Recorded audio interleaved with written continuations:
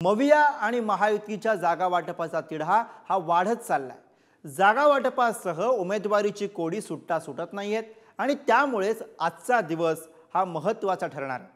कारण बारामतीमधील वादावरती तोडगा काढण्यासाठी फडणवीसांनी हर्षवर्धन पाटलांसोबत बैठक घेतली आहे। दुसरीकडे मनसेला महायुतीमध्ये घेण्यासाठी भाजपने मनसेला प्रस्ताव दिलाय। अमित शहांच्या भेटीमध्ये राज ठाकरेंनी 2 जागांची मागणी केली आहे, तर तिकडे माढा, बीड आणि सातारा या जागांचा गणित जुळवण्यासाठी शरद पवारांच्या बैठकांचे सत्र सुरू आहे। पुण्यामधील मोदी बागेमध्ये अनेक नेते हे पवारांच्या भेटीसाठी पोहोचतायत। दरम्यान मवियामध्ये वंचितच्या जागांचा तिढा सुद्धा सुटलेला नाहीये। प्रकाश आंबेडकर रोज एक नवं कोडे टाकत असल्याची टीका ही संजय राऊत यांनी केलेली आहे।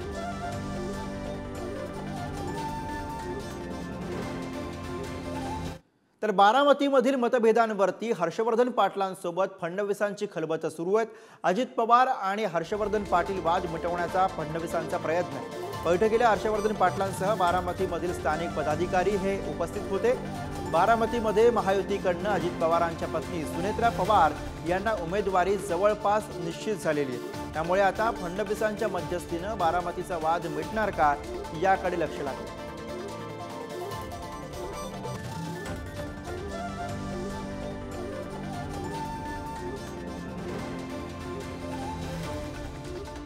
तरी सर्वच लोकसभेच्या निवडणुकीच्या संदर्भातली चर्चा झाली। पश्चिम महाराष्ट्रातली पण निवडणुकीच्या संदर्भातली चर्चा झाली। पुणे जिल्ह्यात पण 4 लोकसभेचे मतदारसंघ आहेत, त्याबद्दल पण चर्चा झाली आणि खास करून बारामती लोकसभा मतदारसंघाच्या बाबतीत सुद्धा चर्चा झाली। चर्चेमध्ये ज्या काही आमचे प्रश्न होते किंवा जे काही कार्यकर्त्यांच्या भावना होत्या त्या सगळ्या गोष्टी आम्ही माननीय उपमुख्यमंत्री फडणवीस साहेबांच्या समोर मांडल्या। मधल्या काळामध्ये केंद्रीय गृहमंत्री अमित शहा साहेबांशी पण ह्या प्रश्नावरती चर्चा आमची झालेली आहे। फडणवीस साहेबांनी आणि केंद्रीय गृहमंत्री अमित साहेबांनी पूर्णपणे आश्वासित केलेलं आहे की ह्या सगळ्या प्रश्नांची दखल घेऊन योग्य तो मार्ग आमचे हे वरिष्ठ दोन्ही नेते काढतील, आमचा पक्ष काढेल, या पद्धतीची चर्चा झाली। चर्चा सकारात्मक झाली। चर्चा सकारात्मक झालेली आहे आणि आता आपल्याला या लोकसभेच्या माध्यमातून नरेंद्र मोदी साहेबांना आपल्याला परत एकदा तिसऱ्यांदा पंतप्रधान करायचं आहे। आणि याच विषयी बोलण्यासाठी ओम देशमुख आपले प्रतिनिधी सध्या आपल्या सोबत आहेत। ओम, हर्षवर्धन पाटील यांची प्रतिक्रिया येते की चर्चा सकारात्मक झाली आहे। नेमकं या चर्चेमध्ये काय घडलंय, काय मुद्दे उपस्थित करण्यात आलेत, काय प्रश्न नेमके हर्षवर्धन पाटलांनी आणि कार्यकर्त्यांनी मांडलेत, काही कळू शकलंय का? गुरु, या बैठकीला भाजप नेते हर्षवर्धन पाटील आणि त्यांच्या कन्या ज्या भाजपच्या पदाधिकारी आहेत अंकिता पाटील यांच्यासोबत ही बैठक साधारणपणे देवेंद्र फडणवीस यांनी घेतली। 30 ते 35 मिनिटांची बैठक पार पडली। जे महत्त्वाचे मुद्दे हर्षवर्धन पाटील सातत्याने उपस्थित करतायत की मतदारसंघामध्ये कशा प्रकारे सहयोगी पक्ष असलेल्या राष्ट्रवादीच्या कार्यकर्त्यांकडून, पदाधिकाऱ्यांकडून सातत्याने धमक्या दिल्या जात आहेत, जाहीर सभांमधून या सगळ्या संदर्भात आव्हानं दिली जात आहेत। हा एक मुद्दा महत्त्वाचा होता। दुसरं म्हणजे गेल्या काही निवडणुकांमध्ये आपण पाहिलं असेल की 2014 साली हर्षवर्धन पाटलांचा पराभव अजित पवारांनी घडवून आणला होता। त्यामुळे आता लोकसभेमध्ये मदत करायची असेल तर निश्चित स्वरूपात हर्षवर्धन पाटलांना सुद्धा काहीतरी ठोस आश्वासन द्यावं लागेल। स्थानिक पातळीवरचे जे काही प्रश्न होते त्याची या सगळ्या संदर्भामध्ये आज चर्चा झाली आहे। मुख्यत्वे या बैठकीनंतर आणखीन एक महत्त्वाची बैठक होणार आहे। बैठकीच्या या दुसऱ्या टप्प्यामध्ये स्वतः अजित पवार आणि काही महत्त्वाचे पदाधिकारी हर्षवर्धन पाटलांच्या सोबत देवेंद्र फडणवीस यांच्यासोबत चर्चा करतील असं समजतंय। त्यामुळे बैठकीमध्ये जेव्हा ही दुसरी बैठक होईल तेव्हा लोकसभेबाबतची अधिकृत जी काही चित्र असेल ते स्पष्ट होईल। आज हर्षवर्धन पाटलांनी आपली बाजू मांडली आहे आणि आपल्याला कशा प्रकारे खाली त्रास होतोय, आपली नेमकी भूमिका काय असेल आणि जर आपण लोकसभेला मदत केली तर आपल्याला नेमकं कुठलं अभिवचन असावं, कुठलं अभिवचन मिळावं आणि भविष्यात कुठली मदत राष्ट्रवादीकडून मिळावी, या सगळ्या संदर्भात हर्षवर्धन पाटील आणि अंकिता पाटील यांनी आपली कैफियत फडणवीसांकडे मांडली आहे असं सध्या कळतंय। गुरु, ओम, आजच्या या बैठकीनंतर आणि हर्षवर्धन पाटलांच्या प्रतिक्रियेनंतर अशी काही चर्चा आहे का की हर्षवर्धन पाटील हे जरी लोकसभेच्या दृष्टीने आता ही चर्चा घडवत असले तरी खरा गेम हा विधानसभेसाठीच आहे? अगदी बरोबर आहे। कारण काही आठवड्यांपूर्वी हर्षवर्धन पाटील यांच्या कन्या आणि भाजपच्या नेत्या ज्या पुणे भाजपच्या पदाधिकारी आहेत अंकिता पाटील यांनी एक महत्त्वाचं विधान पत्रकार परिषद घेऊन केलं होतं। त्या असं म्हणाल्या होत्या की जशी मदत लोकसभेला आम्ही करू तशाच प्रकारची मदत आम्हाला विधानसभेमध्ये राष्ट्रवादीने करावी। याचा अर्थ स्पष्ट होता की अनेक वर्षांपासून जो हर्षवर्धन पाटलांच्या घराण्याचा बालेकिल्ला आहे तो म्हणजे इंदापूर विधानसभा, त्या इंदापूर विधानसभेवर कुठेतरी अंकिता पाटील दावेदारी ठोकतायत आणि त्या माध्यमातून त्यांनी हे विधान केलं होतं की जशी मदत लोकसभेत होईल तशी विधानसभेत आम्हाला त्याची परतफेड व्हावी। त्यामुळे जर विधानसभेचा शब्द अंकिता पाटील आणि हर्षवर्धन पाटलांना मिळत असेल तर निश्चित स्वरूपामध्ये बारामतीची लोकसभा अजित पवारांना सोपी जाऊ शकते। त्यामुळे आता नेमकं काय होतंय, हर्षवर्धन पाटलांना असा कुठे शब्द दिला जातोय का हे पाहणं खूप महत्त्वाचं असेल आणि यावर बारामतीची गणिते सुद्धा अवलंबून असतील। अर्थात बरोबर आहे। त्यामुळे आता या सगळ्या वादामध्ये देवेंद्र फडणवीस कसा मार्ग काढतात हे पाहणं फार इंटरेस्टिंग असणार आहे। धन्यवाद ओम या सगळ्या सविस्तर माहिती आणि विश्लेषणासाठी। पुढे जाऊयात।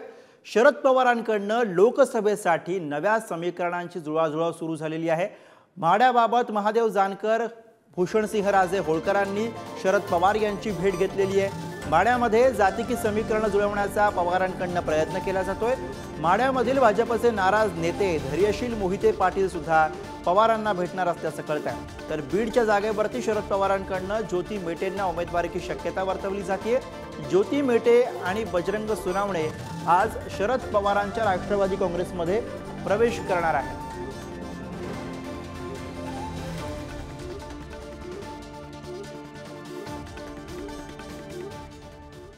आणि थेट जाऊया जिथे या सगळ्या घडामोडी घडत आहेत त्या पुण्यातल्या मोदी बागेतनं थेट तुषार झरेकर आपले प्रतिनिधी आपल्या सोबत आहेत। तुषार, खरं तर आज बऱ्याच घडामोडी आहेत, बऱ्याच भेटीगाठी आहेत, बऱ्याच बैठका आहेत ज्यांच्याविषयी बोलावं लागेल। शरद पवार वेगवेगळी गणितं जुळवण्याचा प्रयत्न करताना दिसत आहेत। नक्कीच गुरु, आपण जर पाहिलं तर शरद पवारांच्या या भेटीगाठी सुरू आहेत आणि या भेटीगाठींमध्ये जर आपण पाहिलं तर माढा असेल, सातारा असेल आणि बीड या 3 लोकसभांच्या अनुषंगाने या भेटीगाठी होताना पाहायला मिळतात। या भेटींमध्ये विशेष महत्व आहे कारण शरद पवार हे विविध विभागांमध्ये काम करणाऱ्या अनेक सामाजिक कार्यकर्त्यांच्या खरं तर भेटी घेतात, त्यांच्याशी बोलतात, नक्की त्यांची जुळवाजुळव करताना पाहायला मिळतात। त्यामुळे येत्या काही मध्ये जर आपण पाहिलं तर शरद पवारांकडनं अनेक वेगवेगळ्या विभागातील जे कार्यकर्ते ते जोडले जाण्याची शक्यता ही वर्तवली जाते। दुसरी गोष्ट जर आपण महत्वाची पाहिली तर ती म्हणजे म्हाडा लोकसभा चा विचार केला तर म्हाडा लोकसभेमध्ये सकाळपासून महत्वाच्या ज्या भेटी झाल्यात त्या भेटींमध्ये जानकरांची जी भेट आहे ती महत्वाची झालेली आहे। त्यानंतर भूषणसिंहराजे होळकर यांनी भेट घेतलेली आहे शरद पवारांची। त्यामुळे या भेटींना एक विशेष महत्व आहे आणि काही वेळातच मोहिते पाटलांच्या घरातून भेट होत आहे असंही कळतंय। त्यामुळे ह्या भेटींना एक विशेष महत्व आहे। मात्र इतर ज्या भेटी आहेत त्याही खरं तर होताना पाहायला मिळतात।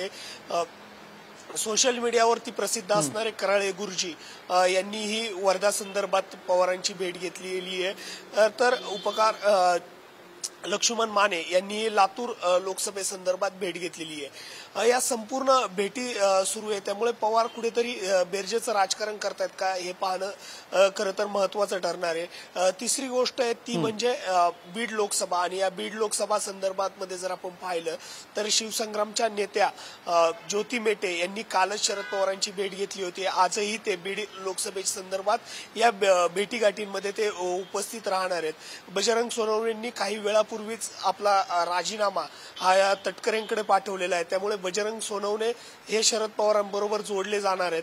त्यामुळे नक्की बीडची लोकसभेची जी जागा आहे ती कुणाला दिली जाते आणि त्यानंतर ज्योती मेटे आणि सोनवणे यांच्यामध्ये कोणाला उमेदवारी दिली जाते तर दुसऱ्याला कोणता शब्द दिला जातोय तेही पाहणं महत्वाचं ठरणार आहे। मात्र पवारांनी ही जे बेरजेचं राजकारण केलंय ते येत्या काही दिवसांमध्ये नक्कीच काही फायदेशीर असण्याची शक्यताही वर्तवली जाते। गुरु तुषार, जर आपण बघितलं तर महादेव जानकर हे नियोजित वेळेपेक्षा आधी येऊन शरद पवारांना भेटले अशा चर्चा आहेत आणि ही भेट काही फारशी सकारात्मक झाली नाही असंही बोललं जात आहे। काय नेमका तपशील कळू शकलाय जानकर यांच्या भेटीबद्दल? नक्कीच महत्वाचं म्हणजे आज जानकर हे 11 वाजता शरद पवारांची भेट घेणार होते। मात्र जानकरांनी सकाळी लवकरच येऊन शरद पवारांची भेट घेतलेली आहे। सकाळी ते 6:30 ते 7च्या दरम्यान मध्ये ते आले, त्यांनी भेट घेतली। शरद पवारांनी त्यांना कमी कालावधीमध्ये भेट दिली आणि त्यांच्यामध्ये जी चर्चा झाली ती सकारात्मक झाली नसल्याचीही बोललं जात आहे। तशी विश्वसनीय सूत्रांनी तशी माहितीही आपल्याला दिलेली आहे। एकंदरीत जर आपण पाहिलं तर ही ज्या भेटीमध्ये जानकरांनी लवकरच तिथून काढता पायही घेतल्याचं पाहायला मिळालं. त्यांनी प्रसार माध्यमांच्या समोर येणं टाळलेलं एकंदरीत यामुळे दिसून आलं. पवारांची गाडी ज्यावेळेस घरापासून ऑफिसमध्ये येण्यासाठी बाहेर निघाली त्यावेळेस गाडीच्या बाजूने त्यांनी हा काढता पाय काढल्याचंही दिसून आलं. त्यामुळे ह्या भेटीला विशेष महत्व बरोबर तुषार. त्यामुळे या सगळ्याच भेटीगाठींना विशेष महत्त्व निवडणुकीच्या पार्श्वभूमीवरती येणार आहे. धन्यवाद या सगळ्या माहिती आणि विश्लेषणासाठी. पुढे जाऊयात. विजय शिवतारे हे भोर तालुक्याच्या दौऱ्यावरती आहेत. आमदार संग्राम थोपटेंचे वडील अनंतराव थोपटेंची त्यांनी भेट घेतलेली आहे. शिवतारेंनी शरद पवार आणि अजित पवारांबाबतच्या तक्रारीचा पाढा यावेळेला वाचलाय. अजित पवारांविरोधात शिवतारेंची मोर्चे बांधणी सुरू आहे का असा प्रश्न या भेटीच्या निमित्तानं पुन्हा एकदा उपस्थित होतोय. उपहार भेट देखील त्यांनी वस्तू आणलेली आहे. अशा पद्धतीने महत्वपूर्ण यांचं एक दोन चर्चा त्यांची सुरू आहे. तर विजय शिवतारे यांची अजितदादांविरोधात ही मोर्चे बांधणी आहे का असा सवाल उपस्थित होतोय. कारण अनंतराव थोपटेंच्या भेटीमध्ये अजितदादांच्या तक्रारींचा पाढा हा विजय शिवतारे यांनी वाचलाय. विजय शिवतारे भोर तालुक्याच्या दौऱ्यावर आणि या दरम्यान थोपटेंसोबत झालेली ही शिवतारेंची भेट आणि या भेटी दरम्यान त्यांनी अजित पवार यांच्या विषयीच्या अध्यक्षपद 100% फायनल दिलं का होऊन पुण्यात दुसरं कोणी नको ही मानसिकता खराब आहे ना. आणि त्या मानसिकतेच्या प्रवृत्तीच्या विरुद्ध लढाई आणि लढणार कोण. मग आता बघा 6,86,000 मतं पवार प्रो आहेत तर 5,50,000 मतं पवार विरोधी आहेत ना. मग आता एका बाजूला एका बाजूला भाऊज आहे तर 5,50,000 मतदारांनी जायचं म्हणून त्यांना दोघांनाही द्यायचं नाही. तो लोकशाहीतला तो जो भाग आहे ते कर्तव्य करायचं म्हणून.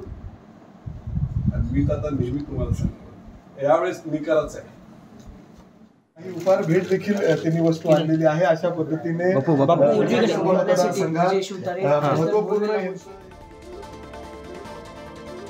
तर विजय शिवतारे यांनी भोर तालुक्यामधल्या दौऱ्यामध्ये थोपटेंची भेट घेतलेली आहे. थोपटेंच्या भेटी दरम्यान त्यांनी अजित पवार यांच्या विषयीच्या तक्रारी केलेल्या आहेत. तक्रारींचा पाढाच अक्षरशः शिवतारे यांनी थोपटेंसमोर वाचलेला आहे. आणि आता बातमी मनसेची. मनसेमुळे महायुतीचं जागा वाटप आणखी लांबणीवरती गेलंय. मनसेनं महायुतीमध्ये 2 जागांची मागणी केल्याची माहिती मिळते. शिर्डी आणि दक्षिण मुंबईवरती मनसेनं दावा केलेला आहे. शिर्डी मतदारसंघामध्ये एकनाथ शिंदे यांच्या शिवसेनेचे सदाशिव लोखंडे हे खासदार आहेत. लोखंडे यांचं तिकीट कापून मनसेला द्यावं अशी त्यांची मागणी आहे. मनसे महायुतीमध्ये सहभागी झाल्यास त्यांना 1 जागा दिली जाण्याची शक्यता वर्तवली जाते. आणि याविषयी अधिक बोलण्यासाठी श्रेयस सावंत आपले प्रतिनिधी सध्या आपल्या सोबत आहेत. श्रेयस, मनसे सध्या महायुतीच्या उंबरठ्यावरती उभी आहे. अजून मनसेच्या नेत्यांमधली बैठक व्हायची आहे. उद्या ती बैठक होणार आहे असं कळतंय. पण सध्या नेमक्या काय चर्चा आहेत? राज ठाकरे यांनी अमित शहांकडे नेमक्या किती जागा मागितलेल्या आहेत? त्यातल्या किती जागा सोडायला भाजप तयार आहे? आणि या सगळ्यावरनं नेमक्या काय शक्यता, काय चर्चा सध्या मनसेच्या गोटातनं व्यक्त होत आहे? श्रेयस. खरं तर आपण बघतोय तर मनसे आणि भाजपमधली युतीच्या बाबतची सगळी चर्चा जी आहे ती 2 स्तरांवर सुरू आहे. एक जे स्तर आहे ते खरं तर राज ठाकरे आणि दिल्लीच्या लोकांमध्ये सुरू आहे. तर दुसरा जो स्तर आहे तो मनसे नेते आणि बाकीचे जे भाजपचे नेते त्यांच्यामध्ये सुरू असलेलं आपल्याला दिसून येत आहे.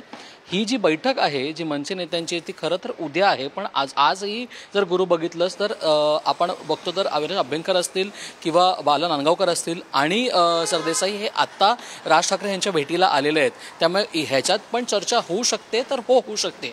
आता आपण बघितलं गेलं तर त्यांनी कालच आपण बातमी दिली की त्यांच्या जे मनसेकडून देण्यात आलेली गोष्ट आहे त्यांनी 2 उमेदवारी मागितलीत. एक म्हणजे शिर्डीची आणि दुसरी म्हणजे दक्षिण मुंबईची.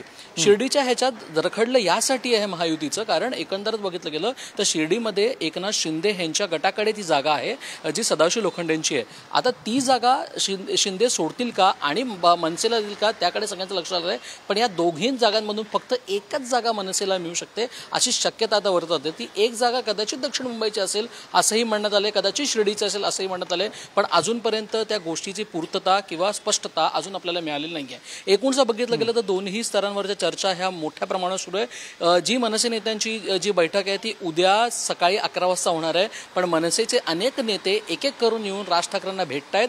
काय चर्चा झाली हे विचारतात आणि एकंदरच त्यांचं जे ब्रेन स्टॉर्मिंग सेशन आहे ते आपोआप सुरू झालेलं आहे असं आपल्याला म्हणावं लागेल. आणि आज कदाचित असं सुद्धा म्हणण्यात आलं आहे की भाजपचे मोठे नेते जे आहेत, जे मुंबईतले आहेत, ते कदाचित राज ठाकरे यांना भेटू शकतात. त्याकडे पण सगळ्यांचं लक्ष लागलेलं आहे. गुरु, बरोबर, फार इंटरेस्टिंग या सगळ्या घडामोडी आहेत महाराष्ट्र नवनिर्माण सेनेच्या गोटातल्या. धन्यवाद श्रेयस या सगळ्या सविस्तर माहितीसाठी. पुढे जाऊयात. बातमी प्रकाश आंबेडकरांची. प्रकाश आंबेडकर आणि मवियातलं कोडं कधी सुटणार हा प्रश्न अद्यापही पेंडिंग आहे.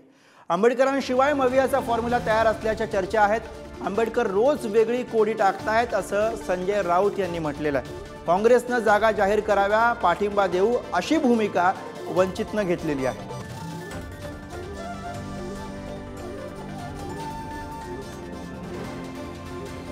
प्रकाश आंबेडकर म्हणाले की वंचित आता सोबत राहील याची शक्यता नाही. काँग्रेसने त्यांच्या वाट्याच्या 7 जागा असं काय, मला आता काँग्रेसनं 7 जागा त्यांच्याकडे पाठवल्या, मग उरलेल्या काँग्रेसच्या जागांवरती वंचित उमेदवार उभा करून त्यांना पाडणार का? असे अनेक गुंते प्रकाशजीने कधी असे कोडी टाकतात. डॉक्टर बाबासाहेब आंबेडकरांनी रिडल्स इन रामायण नावाचा एक ग्रंथ लिहिला होता, कोडी. तसं हे रिडल्स इन पॉलिटिक्स आहे. आणि याच विषयी बोलण्यासाठी आमचे प्रतिनिधी अजय माने सध्या आपल्या सोबत आहेत.